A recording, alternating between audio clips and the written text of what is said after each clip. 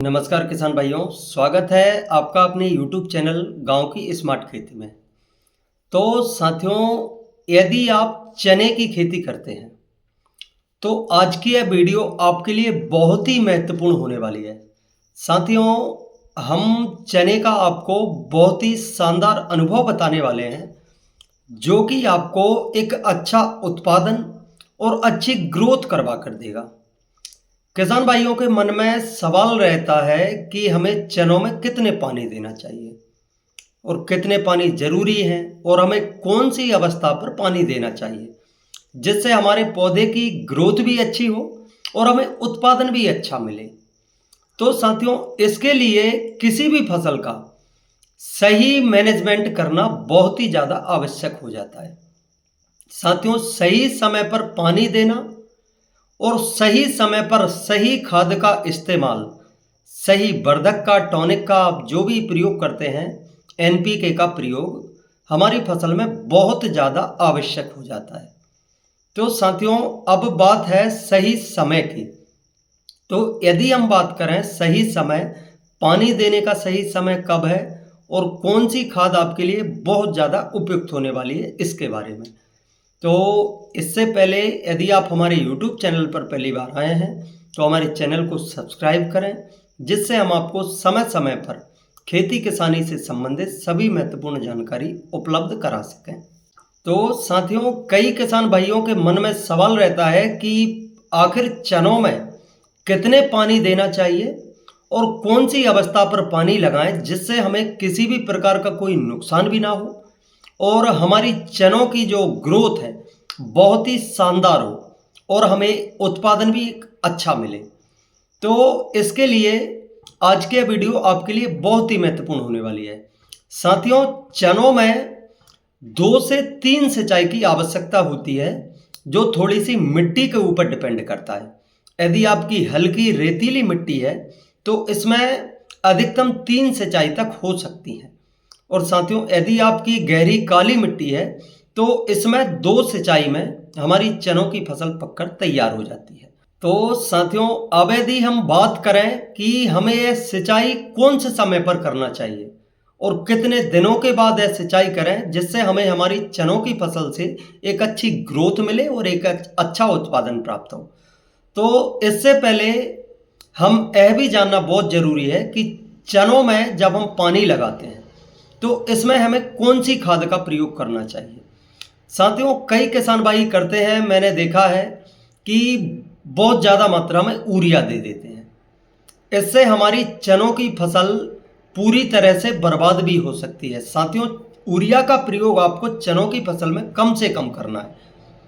चनों की फसल के लिए नाइट्रोजन की आवश्यकता ज़्यादा मात्रा में नहीं होती है और अगर साथियों यदि आप देना भी चाहते हैं तो हम जो पहली सिंचाई करते हैं, जैसे हम 40 से 50 दिन के बीच में जब हमारी फसल ग्रोथ अवस्था पर रहती है, उस समय पर जब हम पहली सिंचाई करते हैं तो इसमें यदि आप यूरिया का प्रयोग करना चाहते हैं तो आप 20 से 25 किलोग्राम प्रति एकड़ के हिसाब से यूरिया का प्रयोग कर सकते हैं।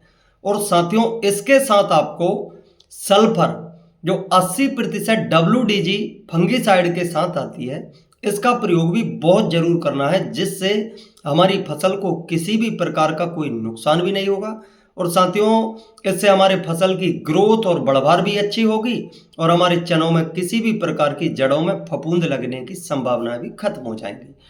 तो साथियों, खाद का यह विशेष आपको ध्यान रखना है कि इसमें यहाँ पे यूरिया का प्रयोग कम से कम मात्रा में करना है। तो जो हम पहली सिंचाई करते हैं 40 से 50 दिन के बीच में, यह सिंचाई बहुत ज़्यादा आवश्यक होती है। इस समय पर हमारी चनों की फसल ग्रोथ करती है, पौधे बनाती है, चनों का फुटाव होता है।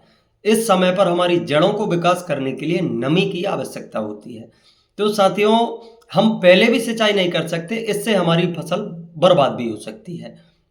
यदि जैसे हम गेहूं में 20 से 22 दिन बाद पानी लगाते हैं तो उस अवस्था पर भी आपको पानी नहीं देना है।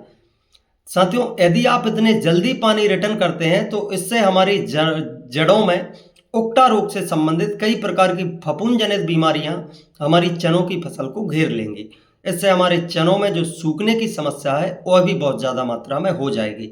हाँ, यदि अब आपकी फसल में सूखने की समस्या कहीं बहुत ज़्यादा मात्रा में दिखाई दे रही है, दीमक बहुत ज़्यादा मात्रा में दिखाई दे रहे हैं, तो आप नोजल की सहायता से, स्प्रिंकलर की सहायता से पहला पानी कम मात्रा में दे सकते हैं, जिसमें आप यूरिया के साथ क्लोरोपाइरीफास या कोई भी कीटनाशक का प्रयोग आप कर सकते हैं, जिससे आपकी जो जड़ों में आने वाली दीमक की समस्या है, अन्य जो कीटों की समस्या है, पूरी तरह से दूर हो जाए। और साथियों, यदि फफूंद की वजह से सूखने की समस्या दिख रही है, तो आप इसमें थाइपोनेट जो आता है फंगीसाइड, इसके साथ आपको प्रयोग करना है मैनकोजेब, जो हमारे आप साफ पाउडर का प्रयोग भी कर सकते हैं, जिसमें कार्बनडाजिम 12% और मैनकोजेब रहता है 63%। इसका प्रयोग भी आप उसके साथ मिक्स करके 300 ग्राम प्रति एकड़ थाइपोनेट और 300 ग्राम प्रति एकड़ कार्बनडाजिम मैंकोजेब का प्रयोग करें, जिससे आपको जो उकटा रोग की समस्या है इससे संबंधित बहुत ही शानदार समाधान मिलेगा।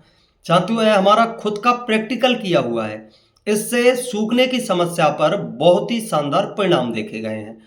अब बात आती है दूसरे पानी की।